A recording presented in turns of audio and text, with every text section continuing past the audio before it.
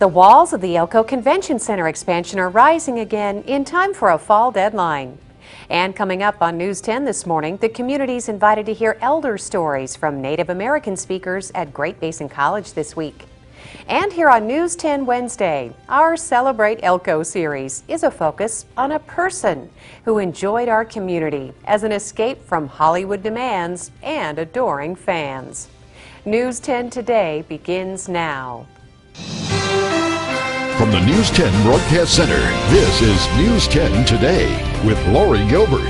Spot of unsettled weather in our Wednesday forecast. We'll pick it back up with sunshine, though, as we head back into the weekend. We'll find out more in this morning's forecast. Thanks so much for watching News 10 Today.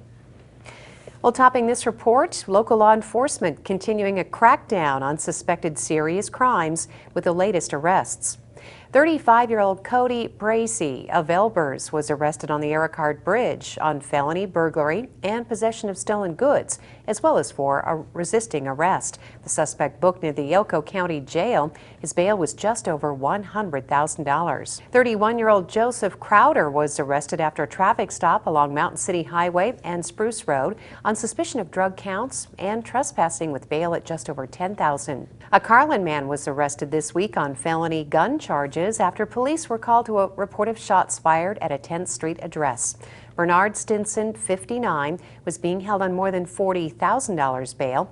Well, the investigation is widening. Arrests are continuing following last week's bold burglary at a Star Valley shooting range.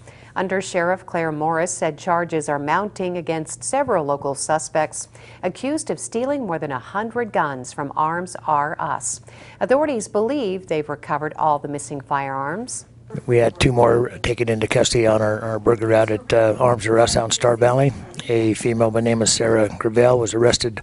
Also, a individual by the name of Mason Warren was arrested by the PD on early Saturday morning. Evidently, they had received some intel that he was en route into town. He was taken into custody by the PD that morning, and one of our missing firearms was in the vehicle. Probably looking at two more additional people we're going to hopefully arrest here in the near future. They're all ex-felons. Like I said before, they can't purchase weapons. They have to steal them. We want to make sure that we got our reports done in a timely fashion over the district attorney's office and get these individuals charged so they're not released.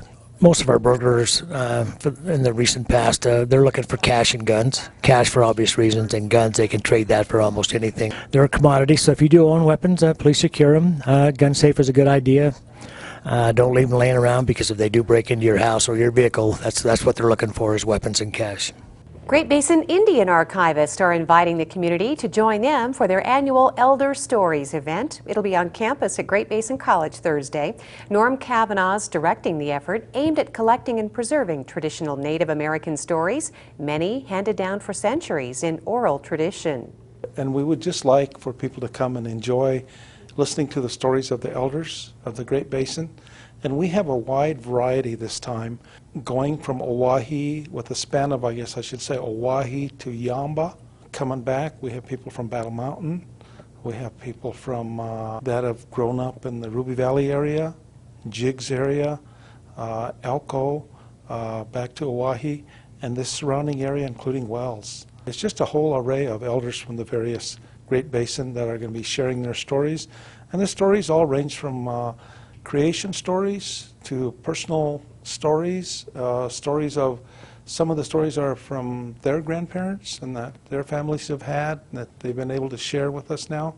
And the program is set to start at 1 o'clock, and then beginning at 5 o'clock we will actually begin the program, where we will have a moderator, we will have someone from Great Basin College do the welcome. Barrick funds the program, and it's the Great Basin Indian Archives program. The home of the GBI program is here at the Great Basin College, and recently we have added the University of Utah. They want it on their website as well. We would just like to let the public know that they're invited and that there's no charge. It's free, and it's going to be an outstanding program. This is probably our 7th annual.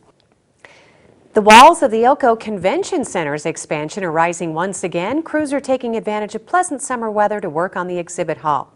ECVA's Executive Director Don Newman said this additional space will allow Elko's events to grow, including the Mining Expo.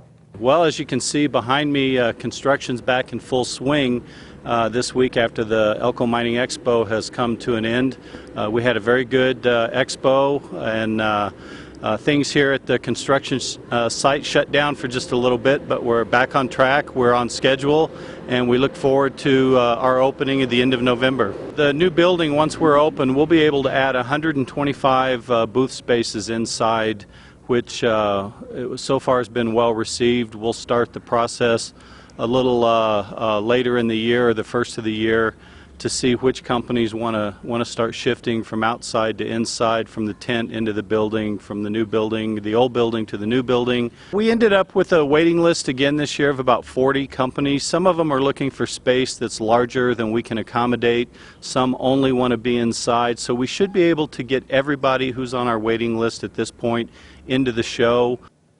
We'll have more local news and the forecast on the way.